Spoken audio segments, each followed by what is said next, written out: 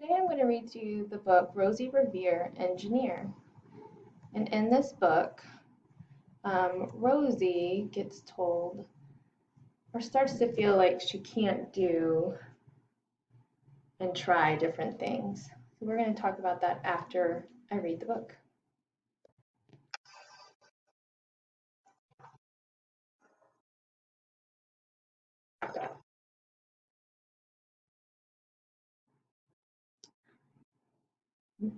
This is the story of Rosie Revere, who dreamed of becoming a great engineer.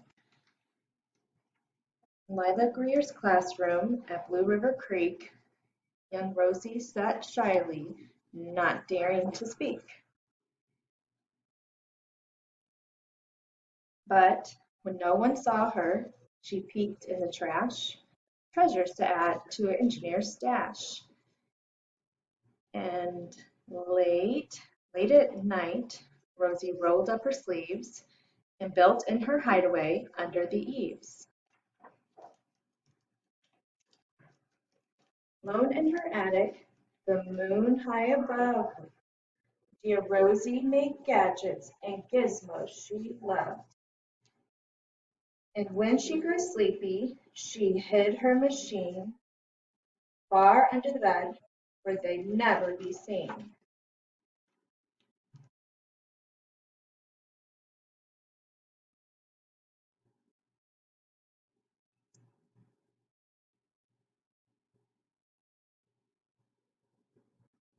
Rosie was young.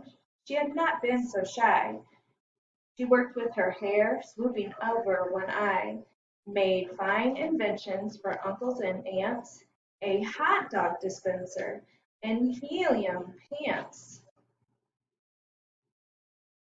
Um, the uncle she loved most was the zookeeper Fred. She made him a hat to keep snakes off his head, from parts of a van and some cheddar cheese spray, which everyone knows keeps the pythons away.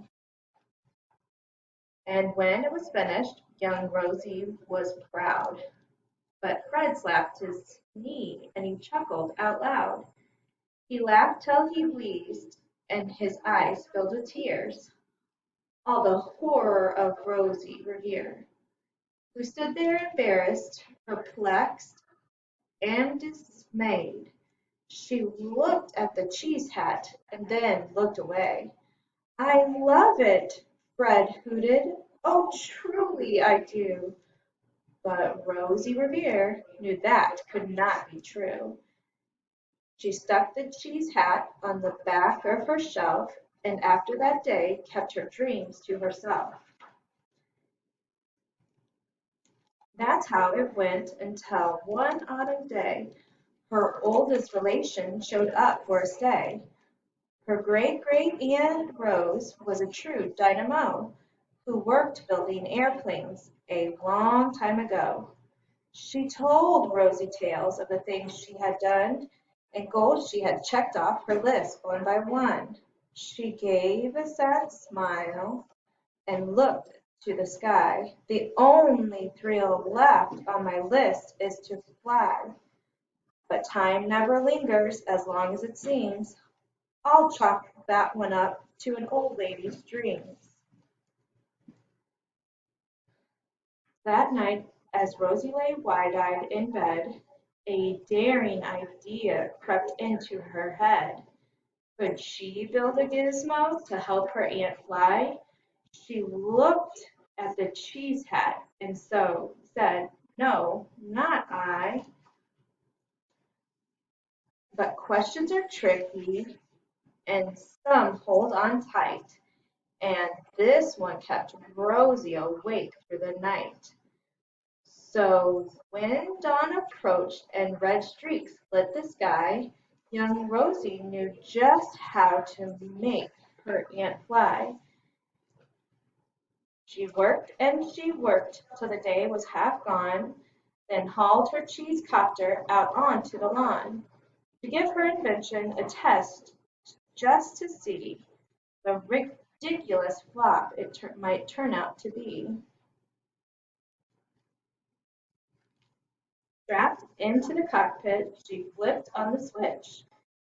The helio-cheesecopter sputtered and twitched. It floated a moment and whirled round and round, then froze for a heartbeat and crashed to the ground.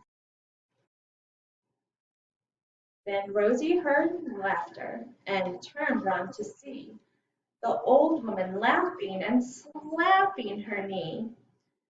She laughed till she wheezed and her eyes filled with tears, all to the horror of Rosie Revere, who thought, "Oh no, never, not again, ever again, will I try to build something to sputter or spin, or build with a lever, a switch, or a gear, and never will I be a great engineer." She turned round to leave, but then Great-Great-Aunt Rose grabbed hold of young Rosie and pulled her in close, and hugged her and kissed her and started to cry. "You did it! Hooray! It's the perfect first try. This great flop is over. It's time for the next." Young Rosie was baffled, embarrassed, perplexed. "I failed," said dear Rosie. "It's just made of trash. Didn't you see it? The cheesecopter crashed." "Yes," said her great aunt, "it crashed, that is true. But first it did just what it needed to do. Before it crashed, Rosie, before that, it flew. Your brilliant first flap was a raging success. Come on, let's get busy and on to the next." She handed a note to Rosie Revere, smiled at her aunt as it all became clear. Life might have its failures, but this was not it. The only true failure can come if you quit. Worked till the sun sneaked away to its bed, Aunt Rose tied her headscarf around Rosie's head and sent her to sleep with a smile ear to ear, to dream the bold dreams of a great engineer.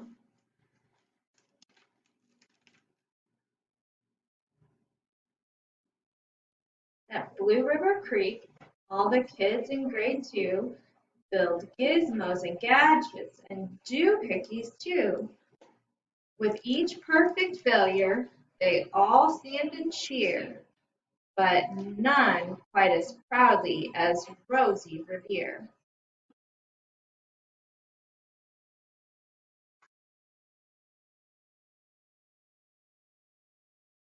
During World War II, millions of women in the United States, United Kingdom, Australia, Canada, New Zealand, and Soviet Union, and other allied nations worked to provide the food and equipment needed for the war effort. Some worked on farms to grow food for the troops. Others built ships, airplanes, tanks, and jeeps. With the help of many women, American factories produced more than 300,000 aircraft, 86,000 tanks, and 2 million Army trucks during the war. In the United States, these women were represented by Rosie the Riveter, the scarf-wearing fictional character whose slogan was, "We can do it." Hope you guys enjoyed that.